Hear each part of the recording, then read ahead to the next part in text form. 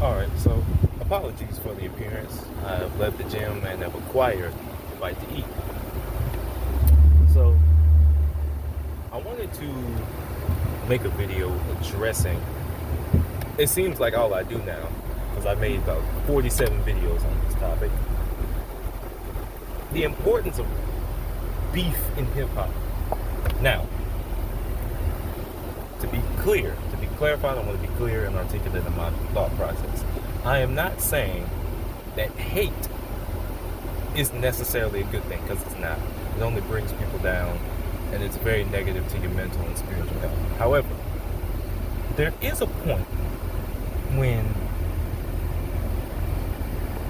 we have to be able to tell who's really real and who is not. If you are not a diligent studier of culture, and more so African culture, the war tribes of the Zulu nations and the Zulu war tribes are something that you'll hear a lot as far as pop culture, if they touch on African history. The Zulu tribes, and I forgot there was another one, but the Zulus were mainly a fighting culture. If you study any kind of history, you know that in Europe, the Romans, not the Romans, the Greeks were a very, I'm tripping, the Spartans were a very warlike culture. Forgive me. The Spartans were a very warlike culture. And all throughout history, you have these tribes and nomadic peoples, the Huns, sort of like that Russian, Asian part, that Euro-Asian steppe, and the Huns and Attila. You have a lot of very warlike temperaments amongst different tribes and different cultures. That is a very important thing. Not to say that war is a good thing. No one should just go out and fight willy-nilly about anything.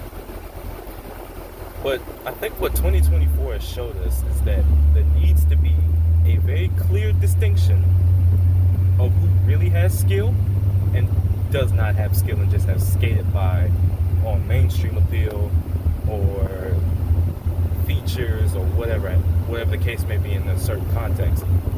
The importance of the Kendrick Lamar and the Drake beef, however, is really showing you culture versus a vulture. Drake, for years, has been a clear culture vulture, no matter who has seen it, no matter who hasn't. I never liked Drake for other reasons. I didn't like how he sounded.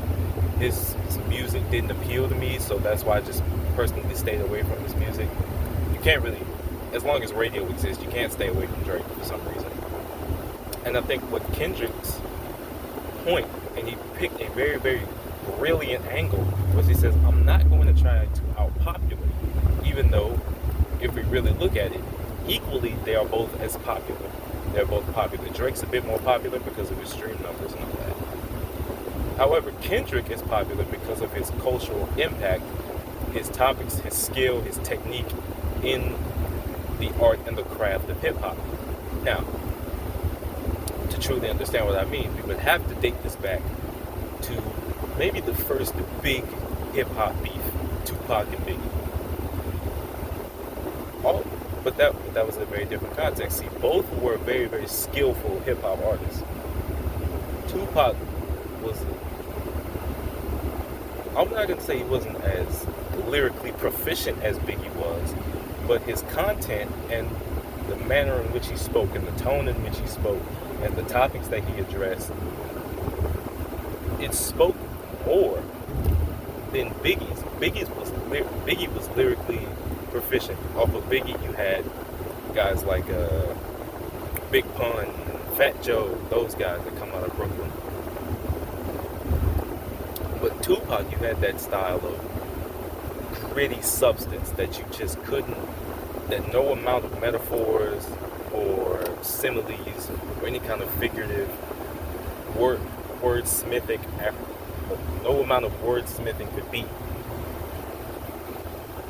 So you have that, and then you have Biggie. Those two beefed for an entirely different reason, because Tupac felt betrayed by Biggie. Kendrick Lamar, however, he really has a problem, and I do too, of how Drake views hip-hop and black culture. We all know when Pusha T made the story of Adidon that had the cover art of Drake in blackface. We all know that picture. And I've seen on the YouTube shorts, Jim Carrey had a bit where he kind of, well, it was older than Drake. It was much older than Drake's hip hop career. However, but he kind of laid out in hip hop format how a white guy can steal black culture. Sort of like Elvis. Elvis did it. I'm not gonna say Eminem did it because Eminem is great at what he does. But I feel like with Drake, it's very, very different. He says, I don't care about hip hop. I don't care about black people. I don't care about cultural issues. I only care about if my album or my song sells. Which is a very, very telling thing coming from Drake's perspective. Because, and I could tell that during the beef, Drake did not think that Kendrick was going to beat him.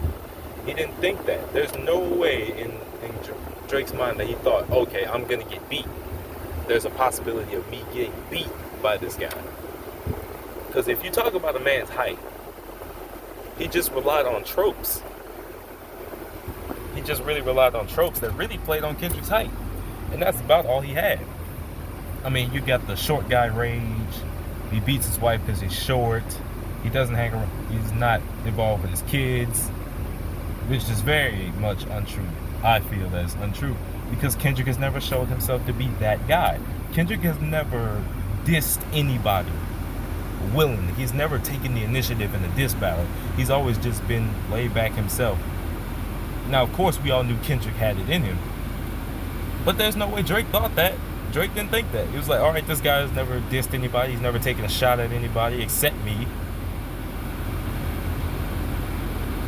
And I don't think Drake was ready for the psychological and character breakdown that Kendrick put him under. It's almost like he just brought Drake out on the stage and just showed us who he really was. And to me, that is a very important factor that we have to consider when we're talking about this beef, when we're talking about any rap beef. I think this has now changed the personification of rap beefs now. This has changed how people are going to start beefing now. Because now it's not going to be about girls. It's not going to be about numbers. It's not going to be about streams. It's not going to be about album sales. It's going to be about what substance do you bring to the table? And for Drake, that was my constant question. What does he really bring to us as a people? Drake brings nothing to us as a people. Yeah, he brings good times and fun, but when the good times are over, what do we have to go? What do we have to go to? The hood? That's not conducive to our health. So that's just my thesis statement about, I feel that guy being Aubrey Drake, who had no love or care or compassion or any real regard for the art, the craft, and the cultural impact of hip-hop on the black community. He just wanted to get famous because we all didn't respect him as the artist from Degrassi, because nobody really took him serious. And I might do another video on Drake. No, matter of fact, let's address it. Drake is a corny guy. Why do you need to sleep with that many women just to prove that you're the man? That's corny for anybody who does that, women included. Sleeping around does not make you the man nor the woman. In fact, I think it makes you less of a person.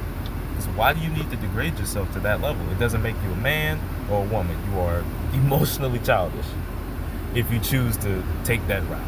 You're just emotionally childish. That's just the way it is. And there's something wrong with you mentally that you need to go get figured out. If that is your resort to at least proving that you are good. That you are good. That you're this hard thug. You can get any woman or any dude you want. No, bro. You may scare somebody for the moment, but long term, we'll all just look at you like, yep. When you come around, we'll know how to deal with you. That's just the truth of the matter.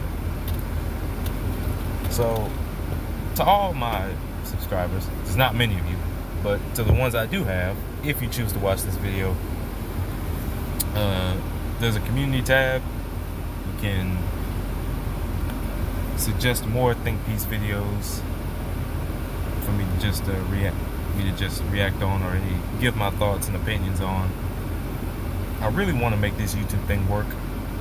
I would like to make this YouTube thing work so that I have something that's not only sustainably paying me, but also paying me while being honest and articulating my thoughts.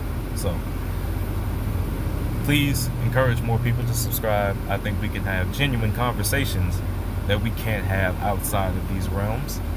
So that's what I'm about with this channel, is conversation, honesty, integrity, and just all around thinking for yourself. That's my message of the day. Think for yourself. So until then, please like, comment, subscribe, share your thoughts in the comments. Peace.